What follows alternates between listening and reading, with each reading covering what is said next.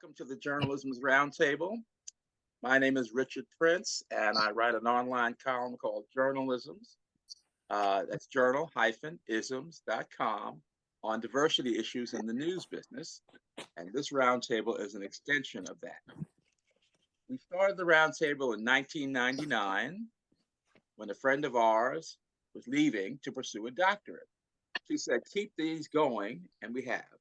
We have met every month in various restaurants in Washington, D.C.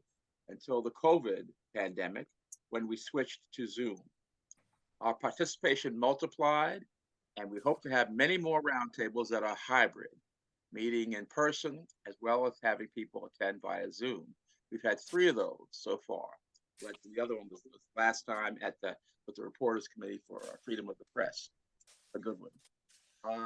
We think of this as an online dinner party with the purpose to network and to learn, and you supply your own food. Some of the networking takes place in the chat room, so please feel free to make use of it. A special welcome to those on Facebook. Please leave messages in the comments section if you want to reach us. Now, if I step back a little bit, you can see that I'm wearing a t-shirt that says Gannett. Now, why am I doing this? I don't work at Gannett, although I used to, but I wrote a column last week about called Who Will Step Up for Diversity? And it's about the fact that there is a white male journalist who is suing Gannett over its diversity practices. And this, he's making it a class action suit. Gannett has pledged to have its newsroom population equal the percentage in the general population by 2025, and it's trying hard to do that. This fellow is saying that this is hurting white male journalists such as himself, and has gone to court about that. So my column was saying, well, where are the news organizations who are professed to be so concerned about diversity in this? They should be filing friend of the court briefs and bringing this to folks' attention. So we haven't heard much on that front. NABJ said it's looking into it. And we've reached out to the News Leaders Association and the News Media Alliance and other groups to see if this is of concern to them. So that's why I'm wearing this Gannett t-shirt, so that people know what side I'm on. Okay, now we want to start get to our posts as soon as we can, which is now, because we have people from the new NABJ chapter in Philadelphia, and some of them have to leave earlier than the rest of us. So we want to get right to them. We want to raise a toast to them and have them tell us a little bit about what they're up to. So here is a toast to NABJ Philadelphia. Yay! Yay! All right, here you go. Yay! Woohoo! Woohoo! Okay. I gather it's been AKA in the house. No doubt. I gather it's been a journey to get to this point. So I'm going to ask Michael and Melanie and whoever else wants to chime in to talk a little bit about that and to say where they're going now. That's they're officially part of the national. Every weekend he goes through. Well, you know, a year ago we were pretty much minding our business, and felt we had done our service for PABJ, for Association of Black Journalists.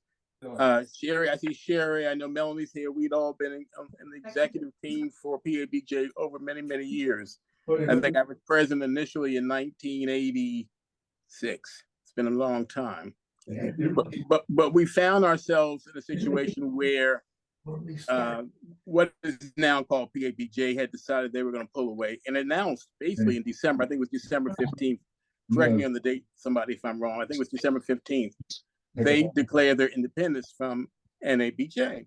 So anyway, largely because it's okay. Yeah, please do. Let me know before you leave. I'm on mute. Okay, largely because they were not willing to adhere to a couple of the requirements of NABJ. One, that about 66% of your members have to be full-time. I mean, have to be full members qualify for being full members of NABJ. That means they have to be working journalists. And they didn't want to turn over their emails. Said that was personal information, and why should they want to do that? So I began. Why is that important, by the way, to have their emails? Well, if they want to, Eva can jump in here if I'm wrong, but I think basically they want to know that about 70%, that's a little less than 70% of your members are journalists, and most people who work news organizations have a professional email. It's for verification purposes, and it's worth noting that all the other chapters do it without problem. So it suddenly became a problem in Philadelphia, and I know my email and cell phone number are out there. Anybody can find me and contact me. Exactly. So we pushed back on that, but many of us who gathered that initially, I think we met initially via Zoom in January, and folks said, well, we've all worked so hard with PABJ. Let's see if we can fix this. Because, we're the people who get stuff done. We're the people who get stuff fixed. So we said, let's try to fix it. And I see Melanie, we worked at that and actually allowed the current PABJ chapter to create a committee of us to see if we could come up with a plan that would allow them to stay members of NABJ. To make a very long story short, it didn't work out. So by the time we gathered, Melanie, when was that? In August, September? August. We decided, people who said, well, we can't do this. It's so important. It's such an important organization. It is an important organization. It goes back to the founders of NABJ. Chuck Stone, Asa Moore, Claude Lewis, a bunch of folks. We got to the point where it was not going to work. And we felt like the ancestors and those of us who are still alive who are ancestors felt like we just could not let this go. We had to create an organization that enthusiastically embraced NABJ, that was very much a part of NABJ, and also began to welcome in a lot of journalists in the Philadelphia region. As an aside note, a lot of folks went to convention in Birmingham in August and basically tackled the new president, Ken Lemon, and said, what are y'all going to do about Philly? So the next thing I know, he's in my face and in Melanie's face, and other folks, they saying, what are y'all going to do about Philly? So what we did was we decided to push ahead. A lot of folks in NABJ helped us. I see Eva's on the call, and she was one of the people who really helped us a lot and said, you got to get this done by this date. Oh, you're already late, by the way. So and so we're moving in. We're having our first meeting, first official. The board came to Philadelphia the last weekend in October and approved our application. We had a very nice reception. We gathered the next day. We're going to have our first official meeting next month, next Wednesday, December the 6th. Our goal is to enthusiastically embrace our members, those who want to be members, enthusiastically embrace the community, which we haven't done quite a bit, not much of in a long time, and be really open to what our membership wants. This is not a dictatorship. This is not an organization that's going to say, here's what we do. And if you don't, by the way, those of us who planned all this stuff were, what's the word I'm looking for, Melanie? We were suspended. That's the word I'm looking for. I'm looking for a stronger word. We were suspended. We weren't exactly kicked out. My wife said 13. We weren't kicked out, but we can all come back if we agree to give up on this current mission. And we're not. We're moving ahead with all deliberate speed. Any questions? Well, I have one question, and that is, for those who are not in Philadelphia, what are some of the particular problems in Philadelphia that you all intend to address? Well, here's one I've been obsessed with personally, and I'm going to push it ahead if I can get the membership to agree with me. The Pew Foundation put out a report about a month ago that said that Black folks, I'm talking about Black Republicans, Black Democrats, Black old folks, Black young people, say that the media does not portray us accurately. And so, we've all been in cities where we have these gatherings, these town meetings, we bring people together, all kinds of folks, and talk about how we're going to fix this. But we clearly don't get it done because people are still complaining about it. One of the things I want us to do is sort of a holistic look at, and not a one meeting thing or a 2 meeting thing, but begin to work with our various communities and allow people to see that journalists are like everybody else. And what does that mean? That means that we're going to have to be involved in volunteering for things in the community. We're going to have to start pulling together town hall meetings, not one town hall meeting, but repeatedly doing town hall meetings with the community so they can see we're just like everybody else. So that when we're out there on a story or working on a story or need to talk to somebody, we know who to talk to. We know that we're just not people sitting in an office most of the day, or I guess many of us sit home and then have a mic in their face or a phone in their face or a notebook in their face when the stories is needed. So that for me, the really developing a much better connection with our community is essential. And we need to have a sense of our membership. And we focus, we've always traditionally focused on young journalists and what their needs are, and how do we pull along, and all that is very, very important. But we all have needs, no matter where we are in our careers. And so we want to make those 2 of the significant priorities. Melanie, Sherry, you want to jump in? Just one thing I want to add to answer Richard's question. It's important to note that we weren't looking to do this. This was something we felt we had to do. And I'm not looking for work. As you can see, I'm dressed in all white today. I'm at an AKA event. We just initiated 14 new members at my alma mater, Rowan University. Let me just shout that out. But we have busy, busy lives. But this was important to us because we need to restore professionalism, integrity, and standards. And what pushed me over the edge was when the former chapter accepted donations from city council. And for all the Black journalists I know, that's a no-no. We don't take money from the very people that we cover. We don't endorse mayoral candidates and other things. And I'm all for glitz and glamour and dressing up and looking beautiful, but we got to do the work too. And that's what we want to get back to, is the work of NABJ. So that's why we joined forces to start this new chapter. You're going to see some old programs, but you're going to see some new and innovative things too. So stay tuned. We've adopted as our theme song the hit Ain't No Stopping Us Now. We danced to that at our opening reception, and that's our attitude moving forward. Ain't no stopping us now. We've gotten over the biggest hurdle. Now we're going to do the work. So stay tuned. The best is yet to come. And that song, of course, came from Philadelphia Yes. International, Gamble and Huff. Oh, Yeah, that's right. Around. We have time for one more question, if anybody has one. Okay, Eva, is that Richard? I don't have a question, but I just have a comment. Okay. I want to say, as little kids, we teach them, if you see something awry, if you see something, say something. I think we need to add do something. And that's exactly what NABJ Philadelphia did. See something, say something, do something.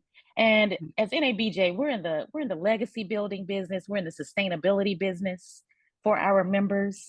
And I'm so proud that they stepped up to the plate and are keeping us moving. Ain't no stopping us now. I love it. I'm so proud of Michael and Melanie and all of the members of NABJ Philadelphia. But again, we owe this to our founders of the National Association of Black Journalists. And that's what it's about. We're legacy building and sustainability. So congratulations again, NABJ Philadelphia. I was so proud to be the regional director on record to write your letter of support. And I'm there for you no matter what. All right. Thank you.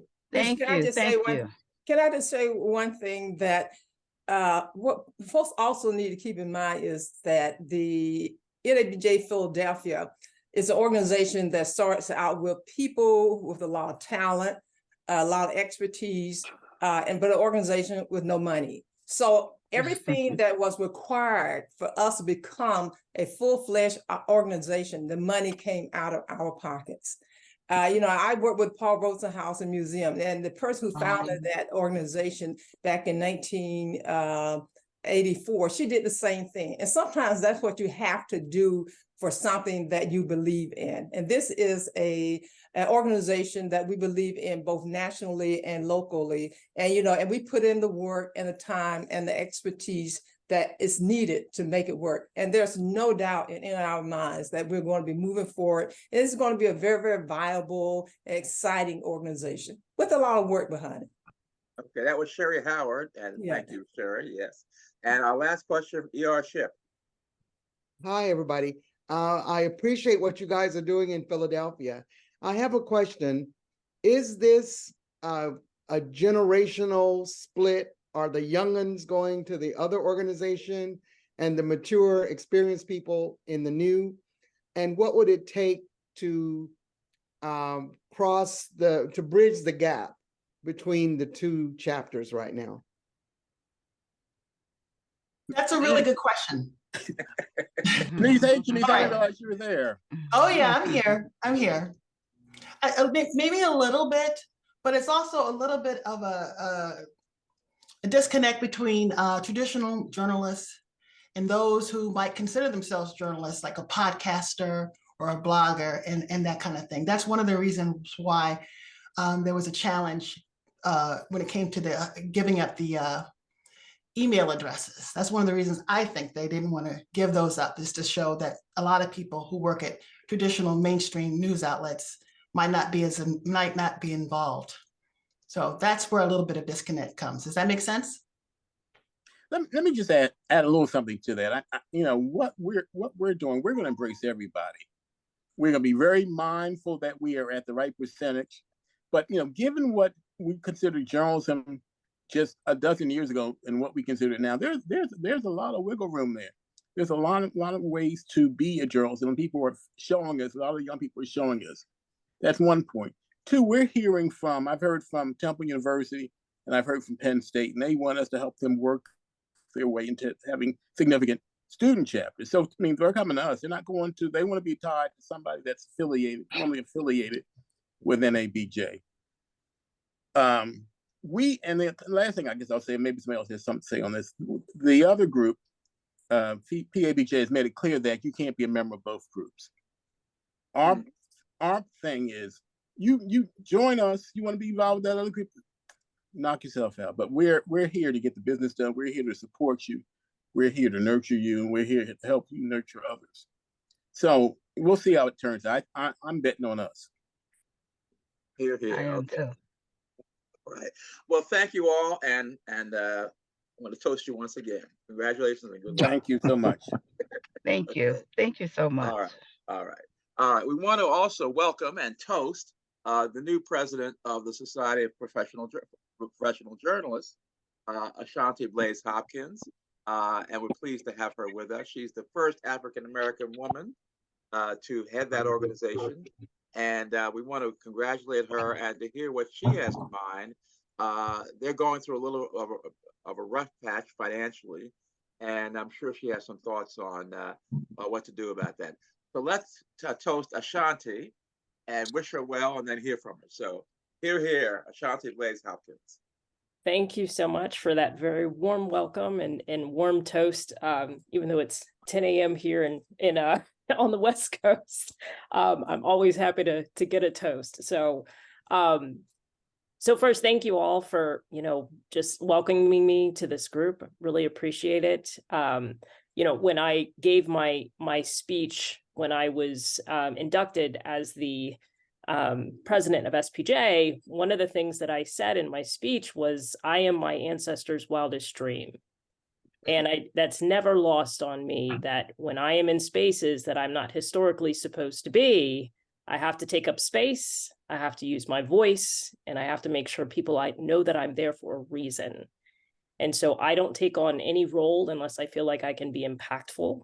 And that is one of the reasons why I decided to run for vice president, which turns into president of SPJ. As as Richard alluded to, we are going through a bit of a financial challenge, as many journalism organizations are at this point in time. But I would say that, we are in a bit of a different circumstance because we do have a foundation that was created to be in support of SPJ, not just from, an educational standpoint, but from a financial standpoint. And our foundation has $12 million in the bank. So we have been negotiating with them really since our convention that happened in September.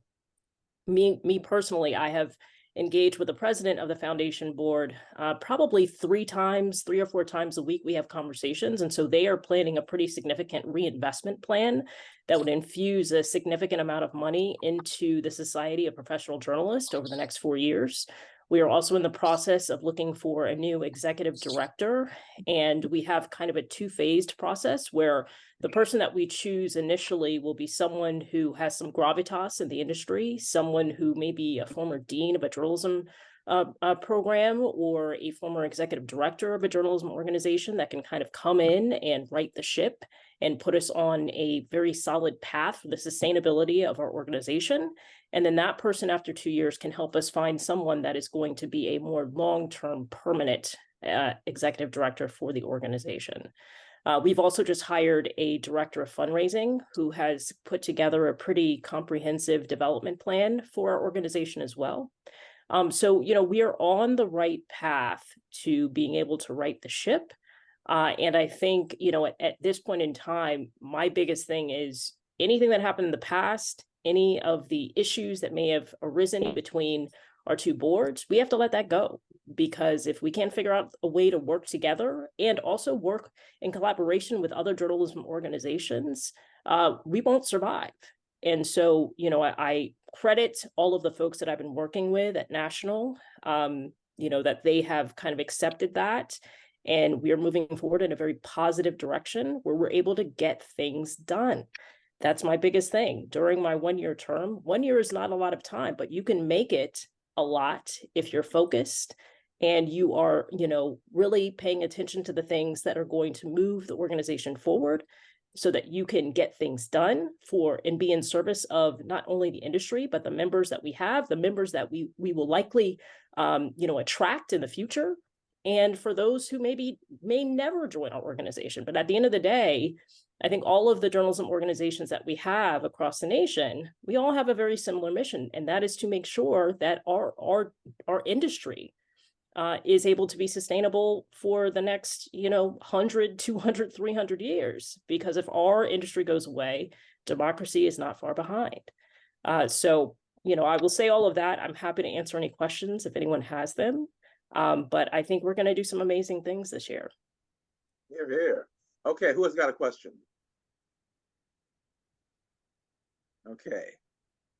Well, if you have questions and your hand's not up just yet, you can always put the question in the chat room. So thanks again, Ashanti, and welcome to our roundtable. Thank you so much. I also wanted to point out 2 people who are here especially. I mean, everybody will get a chance to introduce themselves later on. But just joining us is Mariatu Kaba, who is from Sierra Leone. Could you put your hand up there, right? Okay. I met Mariatu at a meeting of the Hubert Humphrey Fellows, who are a group of international journalists who are housed this year at Arizona State University. We've had them a few years ago when they came from all over. Briefly, Mariatu is an experienced radio trainer, advocate for women's empowerment. She has trained over 200 journalists on gender-sensitive radio programming and founded Strong Women, Strong Girls, Sierra Leone. This nonprofit organization provides mentorship opportunities for underprivileged young women in rural communities. So we want to just call attention to her. And I also wanted to mention that we have Charlotte McBurney, who I don't see her on the screen, but she's here. She's from the News Media Alliance, which is the organization of publishers.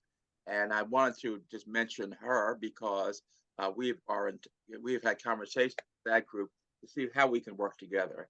Because there she is. Okay, hi Charlotte. because we're all in this together, and the primary goal of the News Media Alliance is to keep the whole industry functioning, profitable, and sustainable, so that they can achieve some of the goals that we want in terms of diversity and inclusion. So, welcome, Charlotte. Thank you. Okay. Thanks so much. Okay.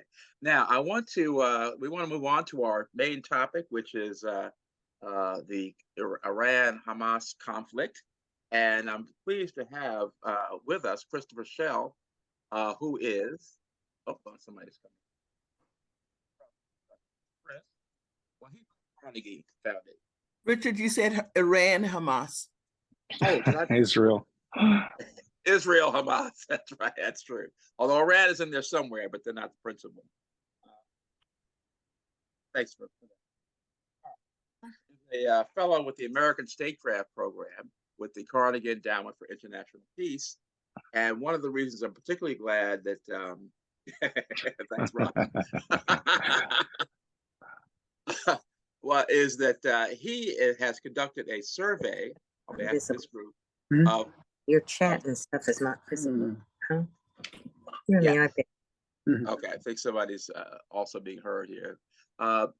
He's conducted a survey of African American responses and views on this whole conflict. So he's good enough to give us a preview of what that poll shows. So Chris, let us know. You're on. Hi, good afternoon, everyone. Thank you for having me on, Richard. It's a pleasure. Thanks for being here. Thank you. Thank you. It's a pleasure to be able to share my findings. So as Richard stated earlier, my name is Christopher Schell. I am a fellow at the Carnegie Endowment for International Peace, where I'm in the American Statecraft Program. So just a brief background. The program is dedicated towards trying to guide and shape American foreign policy in a manner that is more disciplined than our foreign policy has been in the previous decades, and one that is reflective of what the American public thinks about the U.S. and the U.S.'s role in the world.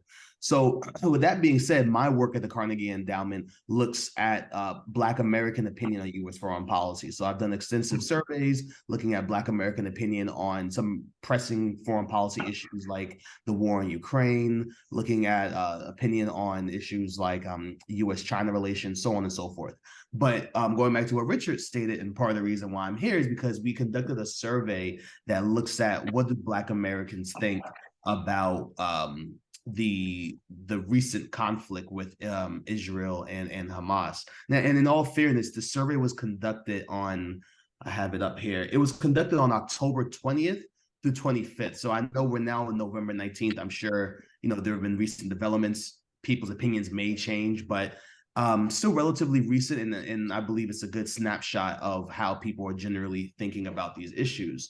So for starters, and then I can always delve into some of the findings and I'll follow-up questions. But what was striking was that although equal shares of Black and white Americans support the general provision of aid to Israel in the wake of the Hamas's attack, Black Americans were more supportive of a ceasefire in Gaza than white Americans, or some form of a ceasefire. So, for example, my data shows that Black Americans roughly, I want to get the exact number for you all. So roughly, that's partisan lines. 43% of Black Americans support some form of a ceasefire. So whether that's an immediate ceasefire or whether that's some type of temporary ceasefire to allow aid to come, versus 35% of white Americans who support a ceasefire. But what's also interesting, we also posed a question about, do you think the U.S. should give unwavering support to Israel? We heard President Biden say this in the early moments of the conflict. And 95% of Black Americans reject the idea of just unwavering support. But this isn't to say that Black Americans don't support or understand, the implications of Hamas's attack, but this idea, this unwavering support. Israel has a carte blanche mentality to do what they should do. 95 Black Americans, % of them reject it, compared to 77% of white Americans who reject that idea. So we see these major gaps in ideas about how force should be used. and what stance the U.S. should take. So what was also interesting as well was that Black Americans were more inclined than white Americans to think that the U.S. should not be involved in any way in the Israeli-Palestine conflict.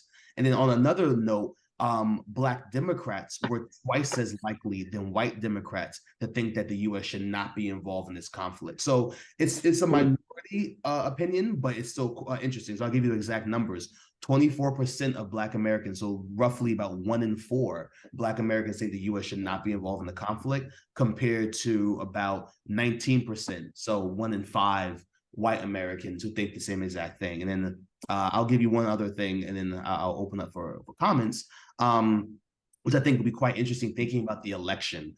Black Americans' feelings towards U.S. President Joe Biden remain the same. So we had a question about, do you feel worse or better or the same about President Biden?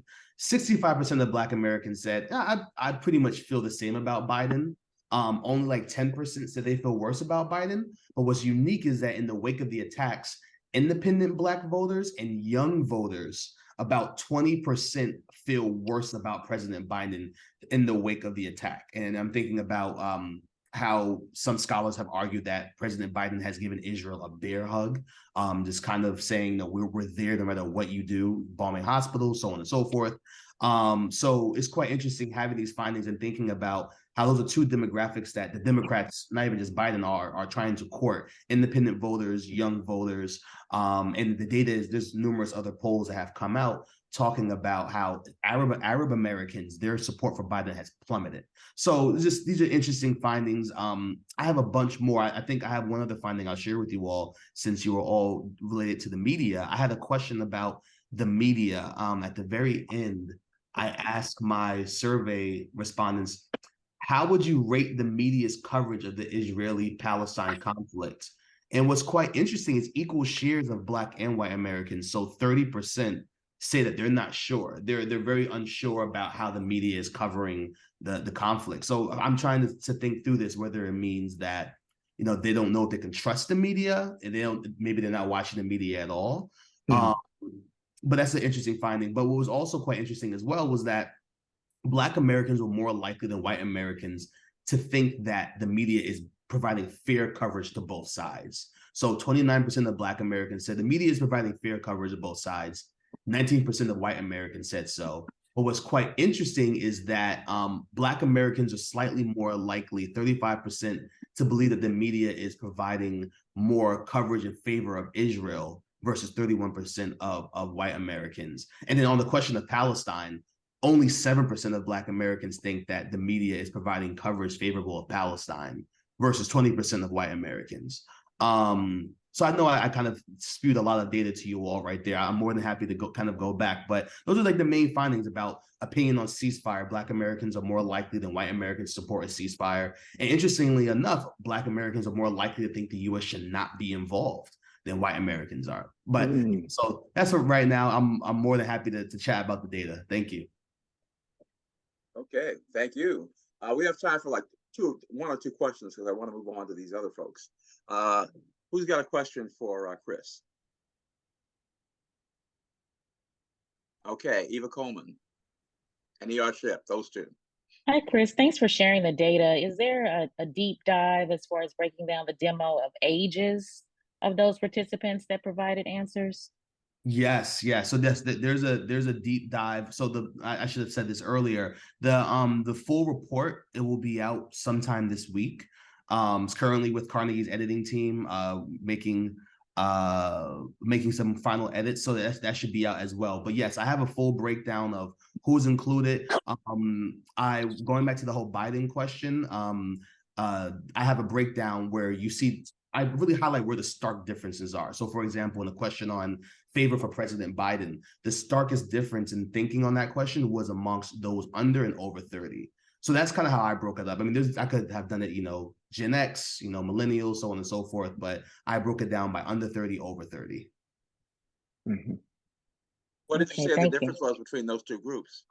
Yes, I can show you. So let me go back to it really quickly. So on that question, okay, so the question was, Here we go. Has your opinion of President Joe Biden changed at all since this conflict escalated on October 7th? So top line findings for Black people, only 16% of Black people think that they feel worse about Biden. And that's just top line. I haven't looked at it along the lines. Well, I have looked at it along the lines of political affiliation. That will be in the report and I'll share it with Richard. But for those under 30, Black and under 30, 21% of those under 30 say they feel worse about President Biden, but over 30, only 14%. So roughly a 10-point differential. But what's also quite interesting, even amongst, so it's actually higher amongst white people. So white under 30% of white voters under 30 feel worse about Biden, and 26% of white people over 30 feel worse about Biden. So I'll just stop with this, where it's quite interesting because we've seen a lot of data, especially thinking about the Arab American and Muslim American communities, how their trust in Biden, even white progressive communities, has really plummeted. It's interesting that what my data is showing is that you're not really seeing on this topic, I'm not going to say overall, but on this topic in particular, it's not really eroding trust in Biden as it has in other communities. Okay, thank you. All right, E.R. Ship. A couple of those categories that you went through, I know it was kind of fast. It didn't really seem that there was that much difference between Black respondents and white respondents. What were the ones that show the most disparity in viewpoints? Well, so yeah, okay. Well, I mean, okay. When I'll go back to the one about rejecting, and even when it comes down to a ceasefire, we found them to be statistically significant because our margin error was a ±3. So this idea of rejecting, or the idea of should the U.S. provide unwavering support, which is pretty much the marching orders from the administration, 95% of Black Americans reject the idea of unwavering support. They're not supportive of that, compared to 77% of white Americans who reject that idea. For us, that was statistically significant. It's more than the ±3 margin. And then even whether there should be involvement in the conflict at all, it's beyond the 3%, but to us lay people, it doesn't seem that far apart. I'm sorry, can you say that one more time? I think the category of whether the United States should be involved in the conflict at all, that doesn't seem that significant to the average person. It's beyond your 3%, right? It is. Okay, yes. I write it down right. 24% Blacks said that, and 9% whites. Yes. And so where it grows, thank you for mentioning that. So you hit it right on the head, and this will be in the document so you all can see it.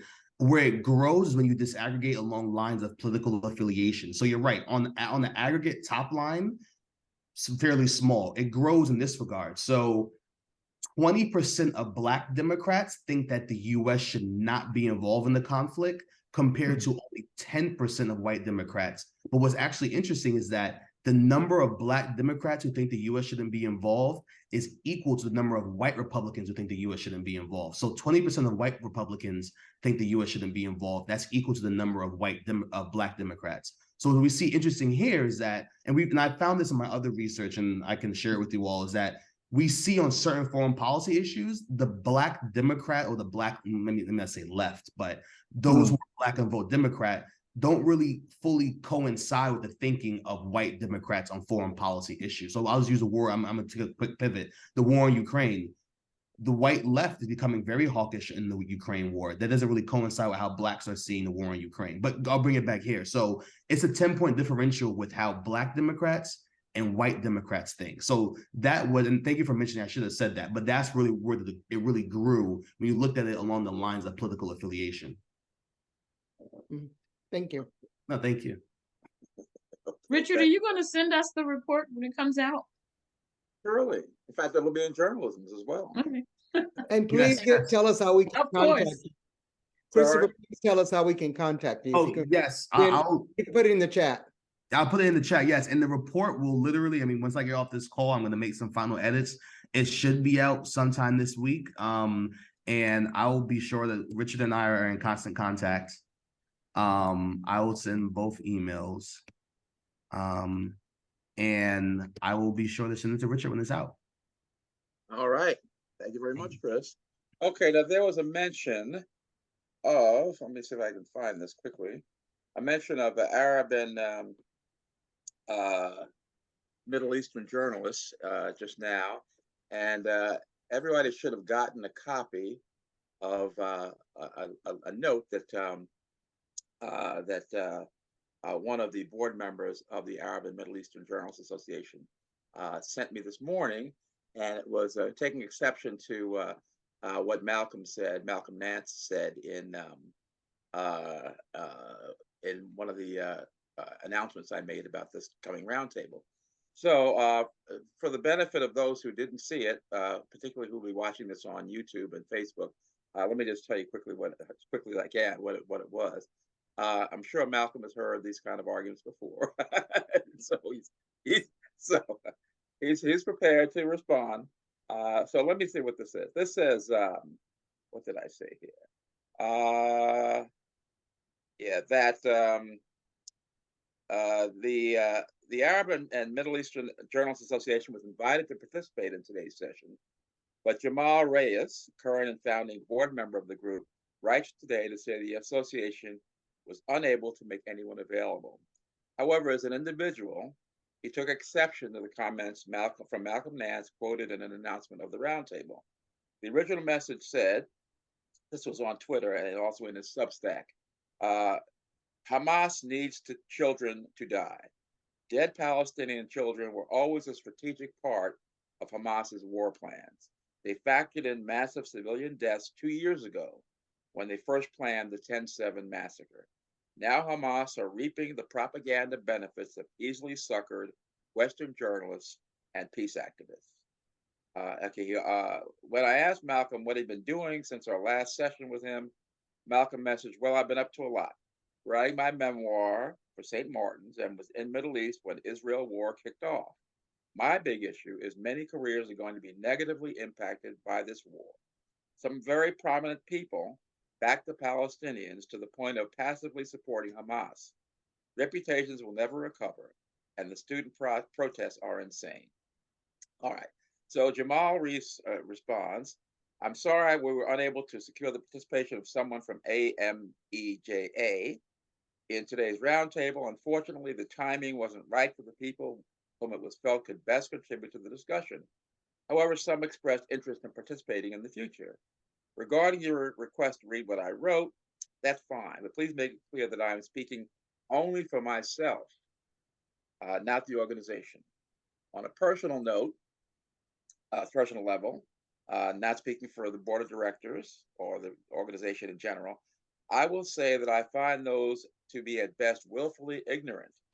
Nay, they are an absolutely odious rationalization of clear violations of international humanitarian law. I can assure you and him that the 13 members of my family who Israel slaughtered in Gaza in the past month, this past Monday, had nothing to do with Hamas and were certainly nowhere near Hamas tunnels or military positions. Somebody's got great. The water for you. Is somebody else joining you? Yes. Yeah. All right, My husband's just looking for. Okay. The Greens need to So mute let me know when you themselves. get a chance. Thanks. Yes, Cynthia, please mute. Okay. Among them were a physician, a dentist, and a couple of engineers. The latter, including the daughter of a first cousin who worked for an organization serving disabled people, improvising devices to assist their mobility needs. And consistent with the pattern of casualties in Gaza, 6 of the 13 have been children. Not sure what Mr. Nance might have to say about the 36 or so journalists killed in Gaza, but I'm sure he'd find a way to justify those too. There's no need to comment on the crimes committed against medical facilities, staff, patients, and all those seeking refuge there.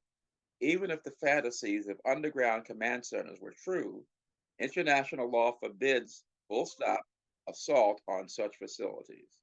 But of course, the evidence Israel demonstrated to the world to justify their assault would have been laughable if it did not come at such a grotesque cost. Any claim about legitimate self-defense, which anyway do not apply against people who are occupied, have been crushed by the sheer demonstration of unmitigated vengeance mixed with the genocidal aspirations of the Israeli leaders who seek nothing less than the total disappearance of a notion of Palestine or a Palestinian people. This isn't conjecture. These come from the statements of top leaders within the Israeli government. To ignore or rationalize them is to be a party to the crimes they advocate. And with that, that is probably the most unfriendly introduction I've given to a guest. Yeah. But, What are you doing? What are you doing?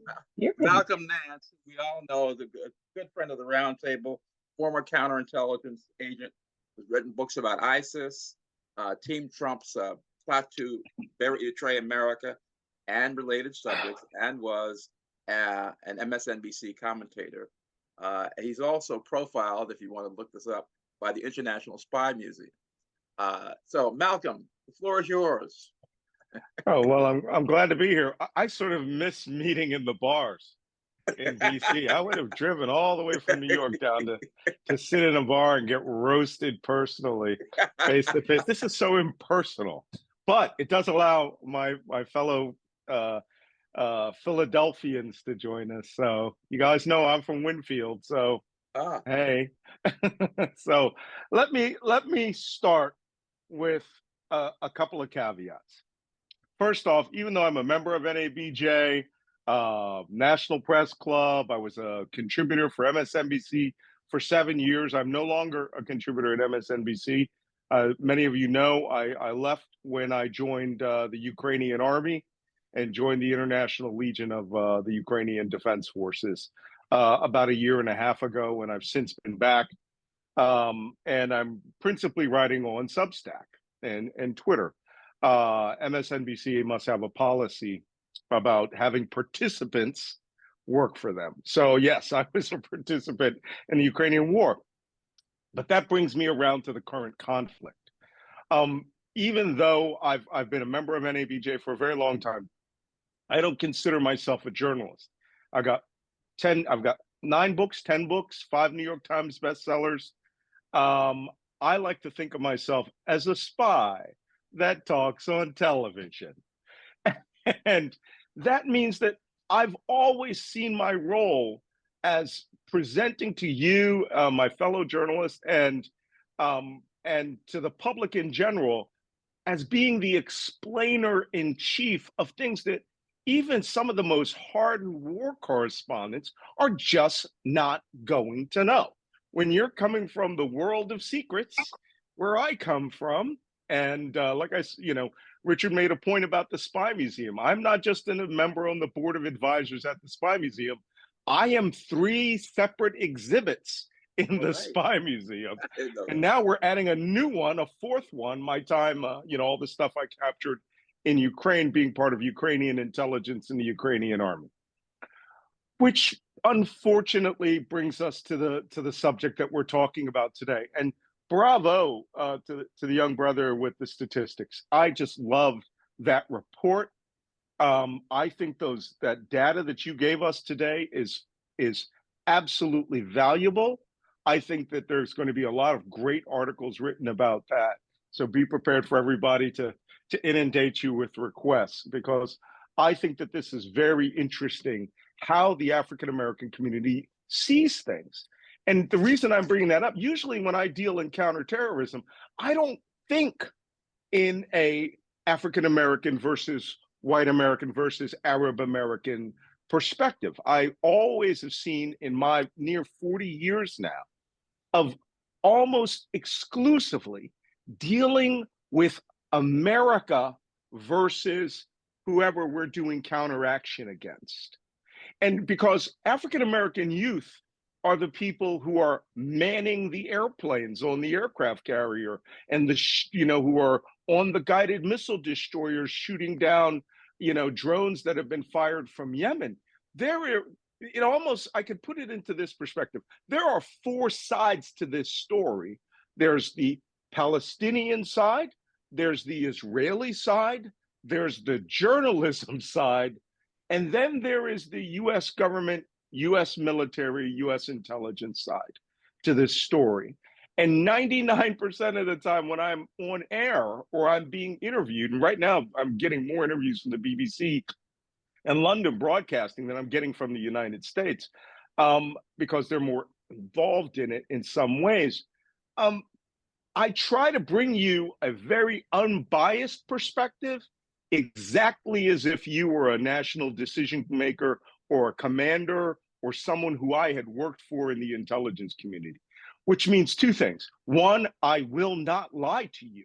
I will use only the depth of my experience, which is now pushing 40 years. And full disclosure, I spent my first 10 years working the Israeli, Lebanese, Hezbollah, Palestinian terror mission in the Eastern Mediterranean, where our aircraft carriers are right now.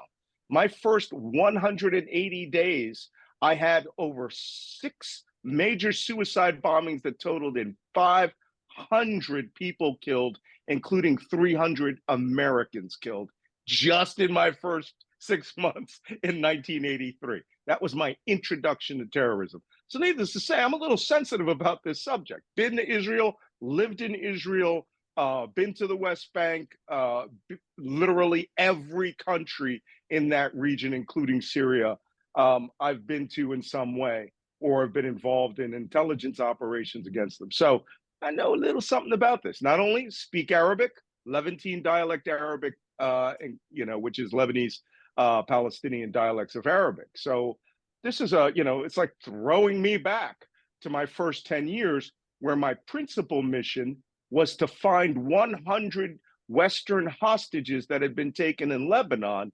isolate them so Delta Force and other groups could go in and rescue them. And we got none of them out with armed force. We got them all out through negotiation. But that didn't mean that I wasn't sitting 16 hours a day trying to collect intelligence on these forces, because that's just the name of the game. That being said, I've noticed something that I'm sure all of you have noticed with the Palestine-Israel issue. I actually don't like calling it Palestine-Israel. I like to call this the Israel-Hamas War issue, because for all the activism and noise and chaff that we're seeing flown in the air, and believe me, I'm getting attacked on Twitter in ways you couldn't possibly imagine. But I'm an old Navy chief, so I don't care. I get another cup of coffee and I do my job. So, which is giving whoever is listening to me the best information on the basis of culture, intelligence, depth of knowledge, and history. And when the 10/7 operation kicked off, that's Hamas's operation, which I'm going to put it into proper terms, because a lot of people in the news media waffled on this for the first 2 to 3 weeks. Hamas invaded Israel. Now, if I have to write this down in a report, what we call a Criticom report to the President of the United States, which will be on his desk in 5 minutes, I would go, Hamas forces invade Israel, crash border wall, mass murdering civilian. Click transmit. That's what the president would get from me in less than 5 minutes. They would literally wake him up at night if I hit that transmit button on this specific type of global alert report. And that would be what we call ground truth. That is, the intelligence community collects this information. I'm sitting there and I'm listening to, whatever it is. All right, I guess, sorry, I almost gave some trade secrets away. But I'm gathering information. I'm getting video from open sources. I'm getting communications from the Israelis. I'm getting, warnings from the American embassy. It's only coming out to one thing on 10/7. Israel was invaded by a force of 1,000. Israelis say 2,000, but I'm going to stick to the initial estimate, because 1,500, because that's how many bodies of Hamas fighters the Israelis have counted. They invaded the Negev desert. They broke through the fence barricade. They saw that Netanyahu had removed 3 brigades of soldiers, almost 10,000 soldiers, and they saw an opportunity. But those 1,500 Hamas fighters did not stop, engage the Israeli army at the border post, and then wait for the army and police to show up. They didn't. Their primary mission was to hunt and execute every living person in southern Israel. Now, how do we know that? Because we have their bodies. Here's some of the people that they killed. Every Jew that they found, every Arab, Muslim, Bedouin, one tribe alone lost 70 people. They went to the village, and as they said to the Bedouins, you are no better than Jews because you're on the other side of the border. So they proceeded to execute everyone. Sub-Saharan African taxi drivers, Thai rice farmers, Americans, Europeans by the score who happen to have just been at that festival that was out in the desert. So literally, the primary mission objective of Hamas, according to their printed out briefings, was kill Jews and everyone present. Interesting enough, I read Arabic, I read their operational reports, and people say, well, the Israelis made that up. The Israelis didn't make up, right, 500 copies of this report and shove it into the bloody body armor of Hamas terrorists. They didn't.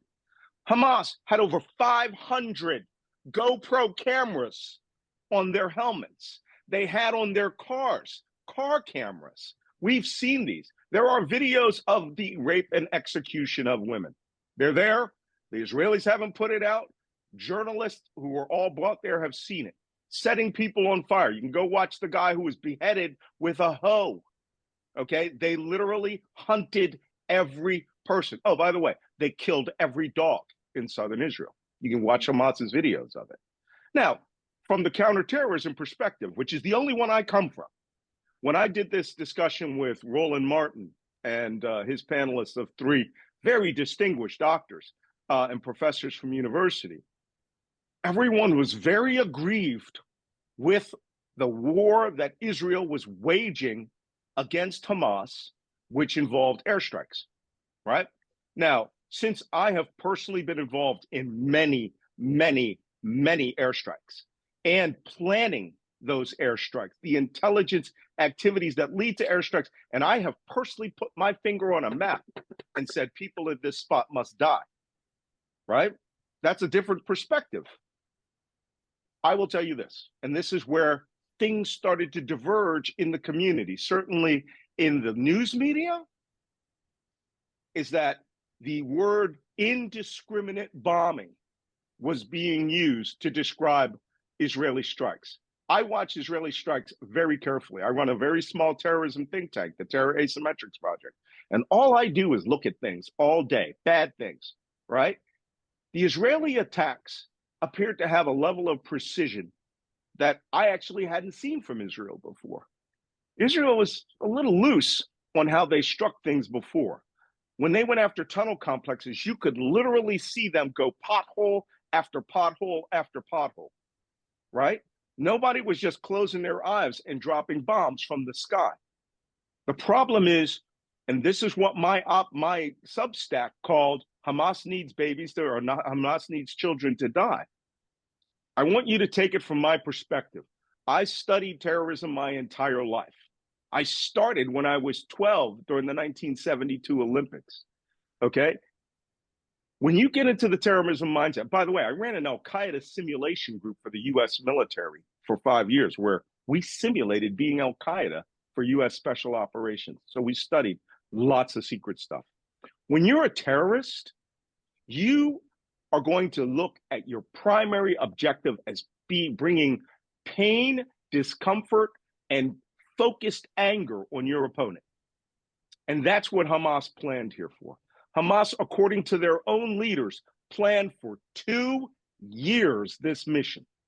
They dedicated every drop of concrete in that country, as far as they're concerned, that Hamas could get hold of, into building what they claim is 300 kilometers of tunnels underground, the tunnels of Cu Chi, like Vietnam, right? And I've seen videos of them, Hamas's videos, Russia's today's. There are hundreds of kilometers, maybe a few hundred kilometers of tunnel, not the 300, but there's a lot. And it is concrete lined. And I watched videos just today of Hamas terrorists being bombed by Israel with the walls collapsing around them, but the concrete holding up. So there is a system down there. but no one's going to go running into that system immediately. So Israel, when they woke up and found that the border fence was penetrated, Hamas crossed with a Nukba force, which they call the elite force, whose sole function was to kill every human being in southern Israel. My counterterrorism alarm kicked in and said, this is literally what ISIS did in Iraq in 2014 when they went into northern Iraq, into Mosul, Tikrit, and killed literally everyone, except for the women that they took as slaves back to Raqqa. So I've seen this invasion before. The Israeli army was slow. Netanyahu is responsible because he took 3 brigades off that wall that could have stopped this. It happened because the Palestinians used excellent intelligence collection by knowing which day the least number of people were on duty. There was a holiday there. It was Friday morning, and they kept all their little terrorist cells compartmented so that they were quite surprised when not 15 guys jumped out of their holes and hit the border, but 1,500 guys in 10-man groups, all of whom didn't know the other groups were going to be attacking. That is called operational security, and Hamas exercised outstanding operational security. What that led to was the greatest loss of life of Jews since the Holocaust. Now, if you had told me this on October 8th, that the principal news coverage of the United States would not be the greatest loss of life of Jews since the Holocaust, right? But Israeli airstrikes, right, where they not just defended themselves, they are carrying out a counteroffensive against the very people that just slaughtered 1,000, I think they revised the numbers, 1,200 individuals who were executed by hand, one at a time. By the way, I saw one of the most horrible pictures of that day that I've seen thus far, and I've seen a lot. 50 people were put into a back of a truck, and they threw thermite grenades into it and burned them all to death. And if you see the photo, there's 50 corpses charred, piled on top of each other of just civilians, right? This is why Israel threw its airstrike plan. Its airstrike plan was not about the civilian population.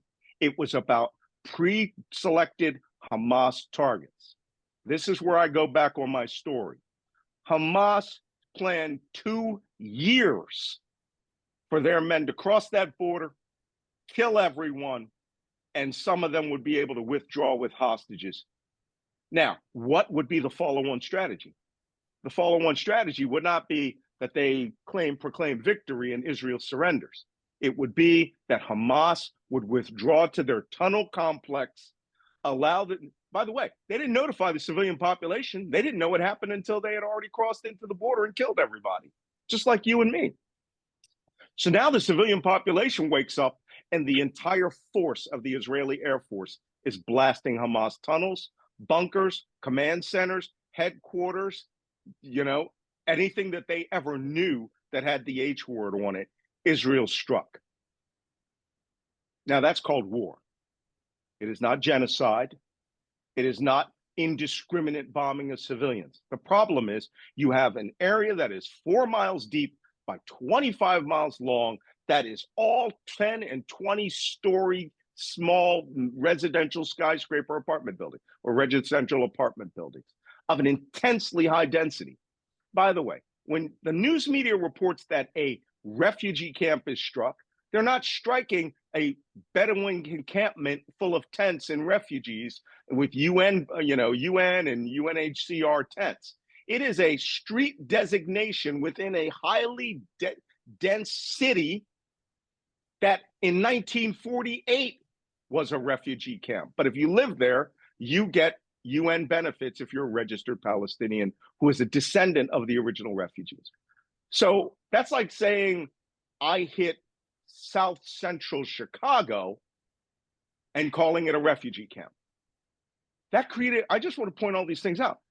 From an intelligence perspective, the wave of information and misinformation reported poorly by the news media led to the quite possibly the #1 incident there. That is that Israel's doing anything after the largest strike against Judaism since they came out of the, were thrown into the ovens in the Holocaust, was the rocket attack on the Al-Shifa hospital, which turned out to have been, in the end, an accidental misfiring of a rocket that did not kill 500 people, as the doctors at the hospital said. It killed 10, wounded 40, and it made a crater about the size of my hand right there. Now, I just spent a year getting bombarded by Russians, so I know the difference between a really big blast and a really small blast. That attack and the reporting from it set off the entire global world for what you're seeing as the Free Palestine movement, which is highly involved activists, many of whom were from Antifa, Black Lives Matter, Democratic Socialists of the United States. And a lot of this has now led to this wave of latent anti-Semitism, personal attacks around the world. Now, if reporting had waited a day, there might likely have been a guy like me who would have come on and said, whoa, whoa, whoa, whoa, pull your punches here. Hamas lies right out the box. I mean, this is a full-time job. They're a terrorist group.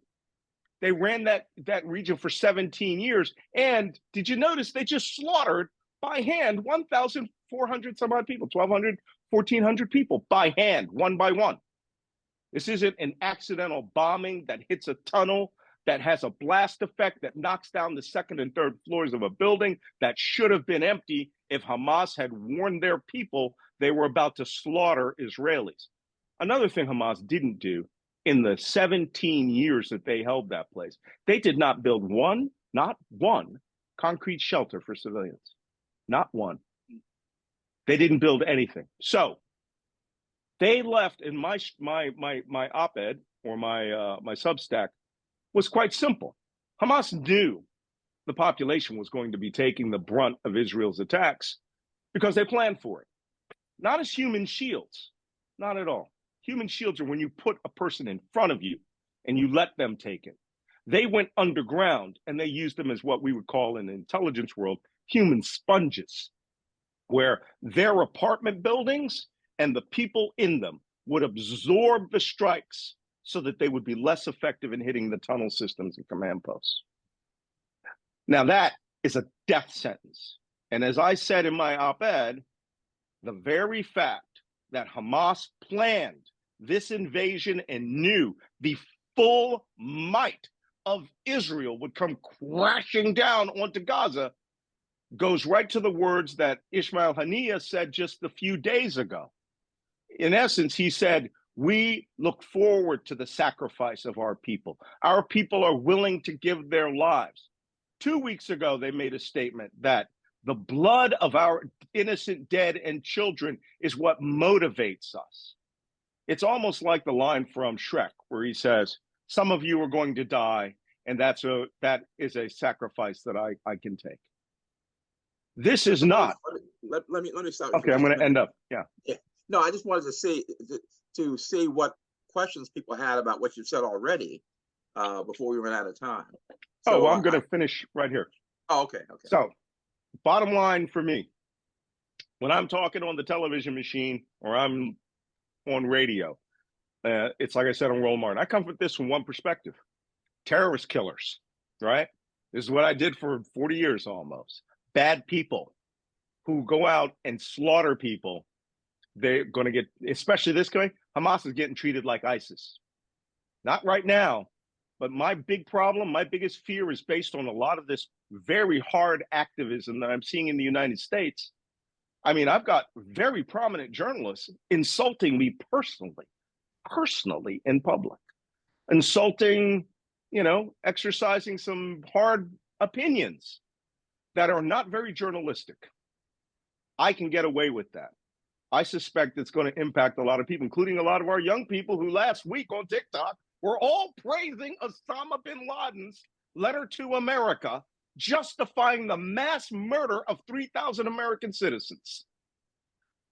This is crazy. And it's because It's maybe that's just young activism. Let them talk. But we are talking about terrorism here. And maybe people are now starting to see, and I know some people have said this to my face, well, Hamas is resistance. They're not terrorists. When you slaughter 1,400 people or 200, whatever you call it, by hand, you're a terrorist. If the army comes to get you, that's a war. So I'm ready for questions. Okay.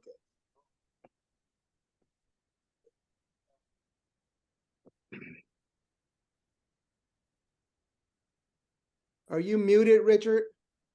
No, can you hear me? Yeah, we hear you. Now Okay. we can. Yeah, all right. What? No I'm sorry. questions? I stunned you. I said DR Ship, Chris Shell, and Andy Richards. Okay, thank you. Thank you for this briefing. I got a few things I wanted to ask, and you can maybe answer them all at the same time. But I wanted to know, how do you know that with the accidental bombing, there were 10 fatalities and 40 injuries? I'm trying to get a sense of that. Interesting. 2, are there like 3 things you can cite that if we had the information would have changed the reporting and perhaps changed some of the poll numbers we're seeing? And number 3, the latent Semitism, that's been something that's bothered me and a lot of people, I suppose. You even feel that if you want to weigh in on this, you're going to be damned if you do, or damned if you don't, because of this notion of a lot of people are in this because they have held long-standing anti-Israel views. Let me take them real quick, because first, all 3 excellent questions. I have not been getting good questions this week. Okay, I've been getting awful personal individual attacks, and that is a symptom of the problem we are having. Certainly, as a body, certainly you as journalists, you have very different standards from spies that talk on television, right? I hope most of you went to J school, and you understand that the balance, the way that you collect information, the way that you report has a certain cachet that I don't. I come from a world where we steal information and hide it secretly and then use it to blow people up. So to answer your first question, the Al-Shifa, the first blush report